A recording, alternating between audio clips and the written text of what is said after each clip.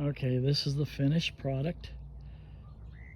I got all the wood done down inside. Now I put this fabric here to keep the dirt off the wood. So the one raised garden bed, this is the second one. That's finished. Here's my final finished product.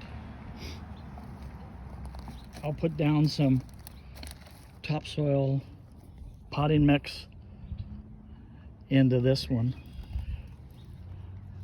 This is a frame from that I used. I put this wire mesh over it. It's plastic wire. It's perfect. This is the first year for this.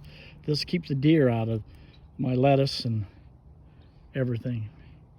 So after all this time, we're getting late. Here it is, going on May 1st tomorrow.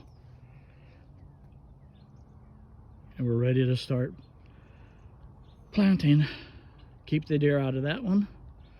I have the framing all set up in this one, so I'll put all that together. And that's what it's going to look like. Two twins. Next time. Thanks, guys.